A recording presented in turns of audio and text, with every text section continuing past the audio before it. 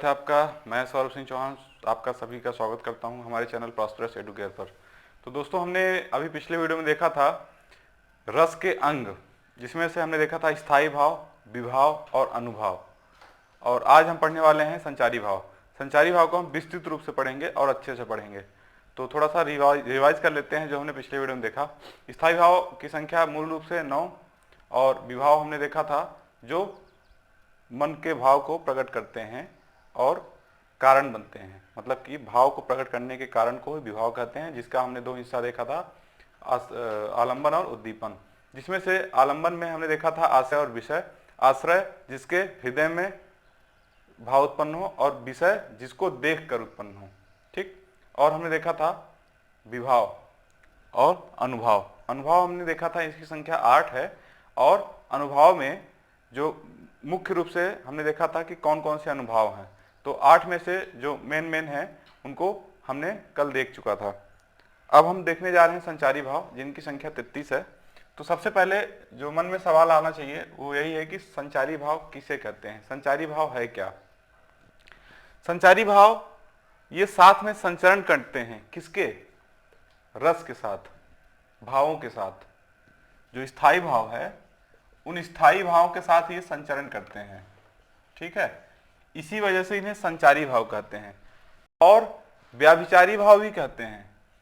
व्याभिचारी, इसका मतलब क्या होता है, व्याभिचार या व्याभिचारी। व्याभिचारी भाव का मतलब है कि किसी एक के साथ स्थायी नहीं रहता। ये जो संचारी भाव है इनकी संख्या 33 है और ये क्षणिक होते हैं और किसी एक भाव के साथ स्थायी नहीं रहता, बल्कि ये कईयों के साथ अलग अलग समय पर उत्पन्न होते रहते हैं और डूबते रहते हैं।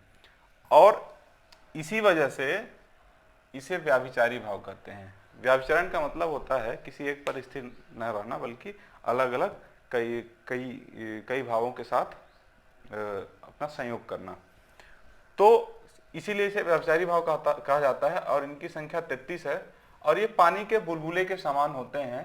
पानी के बुलबुले के समान होते हैं, मतलब ये उत्पन्न होंगे और डूब जाएंगे, फूट जाएंगे। मतलब कि ये क्षणिक होते हैं, कुछ समय के लिए ही होते हैं, इसीलिए इन्हें संचारी भाव कहा जाता है। और ये मन में संचरण करते हैं। ठीक है, कुल मिलाकर संचारी भाव किसी न किसी स्थायी भाव के साथ प्रकट होते हैं और ये क्षणिक होते हैं, अस्थायी होते हैं और इनकी अपनी कोई पहचान नहीं होती है। ठीक, इनकी कोई पहचान नहीं होती। अब जो हम देखने जा रहे हैं वो ये है कि इनकी संख्या कितनी है। असल में जब हमने देखा था विभाव में हमने देखा था, इसको दो भागों में बांटा था, आलंबन और उद्दीपन। ठीक। अनुभाव में हमने देखा था कि संख्या 8 है। जो हमारा शरीर प्रतिक्रिया देता है, किसी इस चीज को देखकर हमारा जो शरीर है वो प्रतिक्रिया देता है, वो क्या था, अनुभव था। जैसे आंसू है ना, डर जाना, कांपना, अचेत हो जाना, ये क्या है, ये शरीर की प्रतिक्रिया है ना। उसी तरह से ये जो है इनका भी काम है, लेकिन ये स्थायी नहीं रहेंगे। देखिए, अपस्मार का मतलब होता है मूर्छा। ये सारी चीजें क्षणिक हैं, ध्यान दीजिएगा, सारी चीजें क्षणिक हैं, एक भी चीज स्थायी नहीं रहेगी। अमर्ष, या अमर्ष को क्या बोलते हैं, असहन। देखिए, एक शब्द है सहिष्णुता और है असहिष्णुता। ठीक, इसका मतलब क्या होता है, सहिष्णुता का मतलब होता है हम सभी के भावों को, सभी के विचारों को, सभी के धर्मों को हम एक समान देखते हैं, सहन करते हैं, है ना। मतलब कि हम श्रेष्ठ नहीं कहते कि भाई हम श्रेष्ठ हैं, बल्कि हम सबको बराबर की नजर से देखते हैं, वो है सहिष्णुता। सभी के विचारों को हम समान रूप से स्थान देते हैं, आदर करते हैं, सम्मान करते हैं, वो है सहिष्णुता। और असहिष्णुता ठीक इसका विपरीत, के हम श्रेष्ठ हैं, हमसे बढ़कर कोई नहीं, है ना, हमारे विचार श्रेष्ठ हैं, हमारा धर्म श्रेष्ठ है ना, वो है असहिष्णुता। वही है सहनशीलता, असहनशीलता। अमर्ष का मतलब है वही असहन, है ना।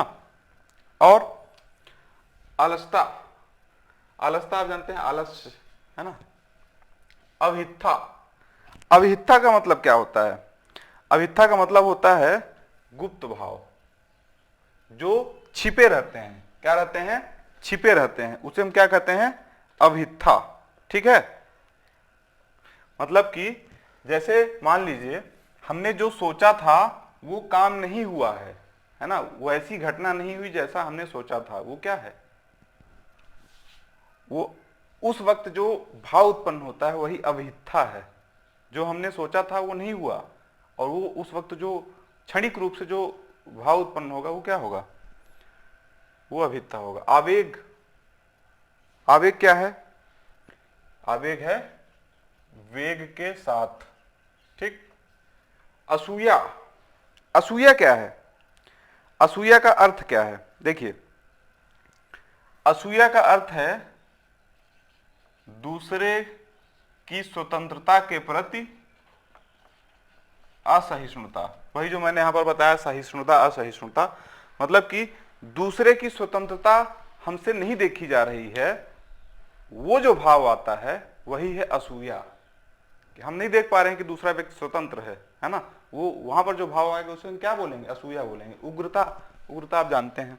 औत्सुक, औत्सुक का मतलब होता है उत्सुकता, एक्साइटमेंट, है ना। गर्व, आप गर्व सभी अच्छे जानते हैं, गर्व, प्राइड, प्राउड।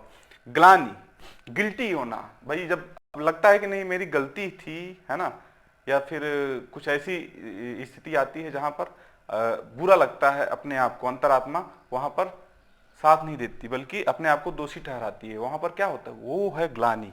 चपलता, चंचलता, चपलता क्या कहते हैं? चंचलता को। चिंता आप जानते हैं। जड़ता, जड़ता वो है जिसको बार बार न समझाओ और उसको समझ में ना आए, बार बार समझाओ उसको समझ में ना आए, वो क्या है? जड़ता।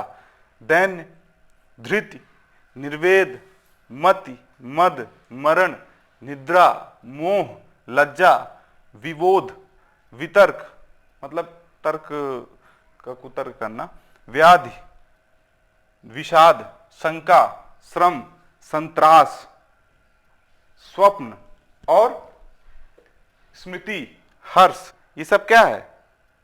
ये सब के सब संचारी भाव हैं।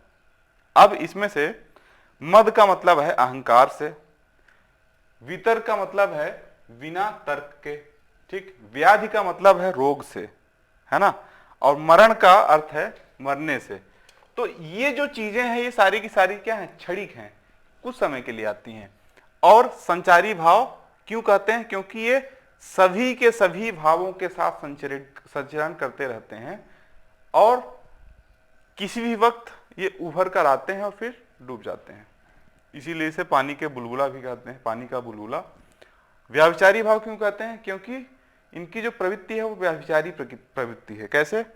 ये किसी एक स्थायी भाव के साथ नहीं रहते बल्कि अलग अलग स्थायी भाव के साथ अलग अलग समय पर रहते हैं, इसीलिए इसे व्याभिचारी भाव भी कहते हैं। और ये साथ साथ में संचरण करते हैं और ये स्वतंत्र नहीं होते हैं, है ना। स्वतंत्र इसलिए नहीं होते क्योंकि किसी एक के साथ स्थायी नहीं रहते ये, बल्कि सबके साथ मिलते जुलते रहते हैं, घुलते मिलते रहते हैं, इसीलिए स्वतंत्र नहीं रहते।